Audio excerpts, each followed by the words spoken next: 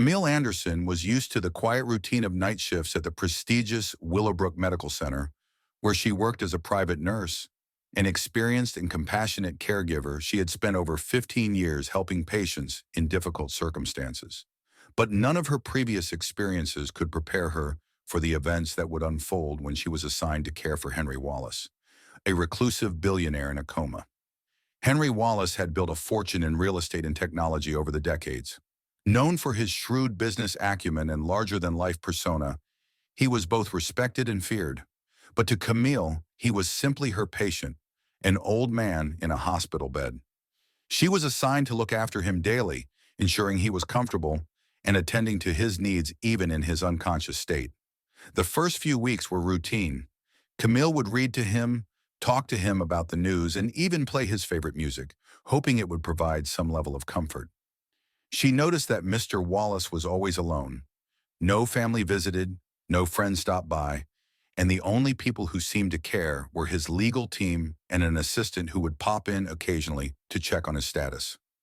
As the weeks turned into months, Camille became more attached to Mr. Wallace.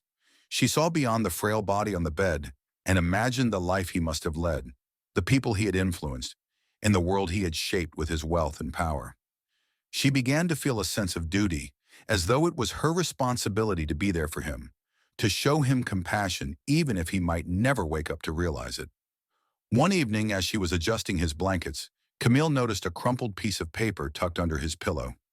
Curiously, she unfolded it, revealing a faded photograph of a young woman with bright eyes and a warm smile.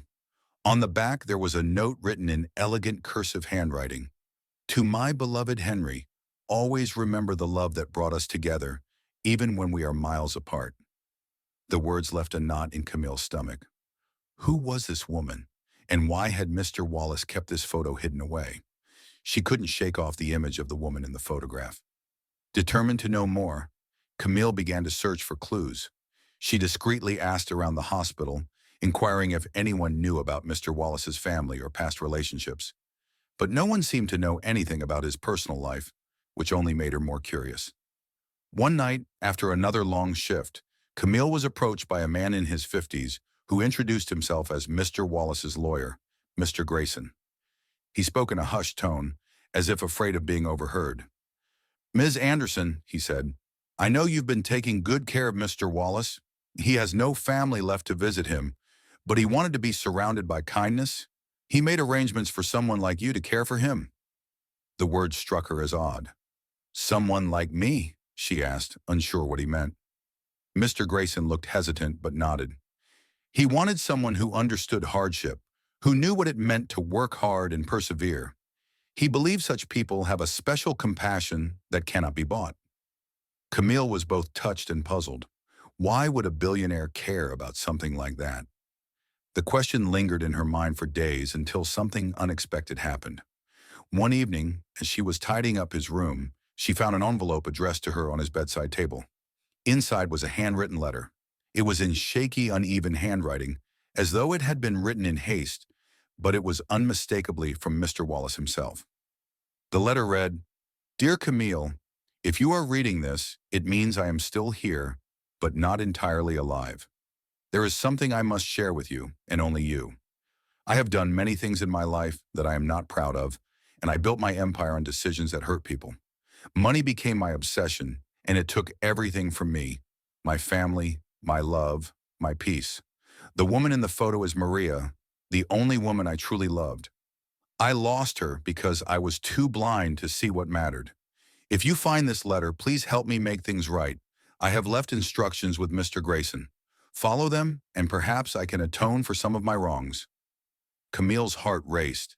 The mysterious woman in the photo was someone he had loved but lost. The letter hinted at regrets, mistakes, and a chance for redemption. She immediately sought out Mr. Grayson, who reluctantly revealed more. Mr. Wallace had indeed left specific instructions in his will, but they were unusual. Camille was to receive a significant sum of money, along with a small key and an address scribbled on a piece of paper. Mr. Grayson explained that it led to a safe deposit box in a discreet bank downtown. Camille was in disbelief. Why would Mr. Wallace entrust her with such a responsibility? Her curiosity and sense of duty led her to follow his instructions. The next day, she went to the bank, showed her identification, and used the key to unlock the safe deposit box. Inside, she found a small notebook, a stack of letters, and a ring. Flipping through the notebook, she realized it was a journal Mr. Wallace had kept during his younger years. The entries were full of remorse, loneliness, and longing for Maria. The letters were ones he had written to her over the years but never sent, pouring his heart out in every word. And then there was the ring, a modest, beautiful engagement ring with Maria's name engraved on the inside. Camille's heart ached as she read through the letters, imagining the life Mr. Wallace might have had if he had chosen love over wealth. One entry in particular stood out. "If I could trade all my riches to have one more moment with her, I would. But fate is cruel, and now I must live with my choices. If someone finds this, please understand that wealth is not worth the emptiness it can bring. I only hope to make amends, to show kindness, even in my final days." Camille left the bank with a heavy heart, understanding that Mr. Wallace had spent his final years haunted by regrets. Inspired, she decided to honor his wishes in her own way. She used a portion of the inheritance he had left her to start a foundation for underprivileged families, focusing on education and healthcare, things that could give people the opportunity to live fulfilling lives, something Mr. Wallace had never truly achieved. In the following months, as the foundation grew, Camille often thought of Mr. Wallace and Maria. She found peace in knowing she was helping others in his memory, fulfilling the final wish of a man who had once lost his way.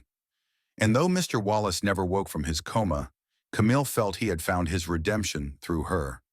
She had become more than his nurse. She had become the keeper of his legacy, a legacy of compassion, kindness, and a lesson that true wealth comes from the heart. End of story.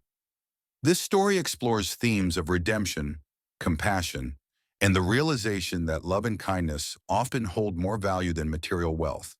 It's a moving journey of a nurse who transforms a billionaire's legacy into something meaningful, fulfilling his final wish and impacting countless lives.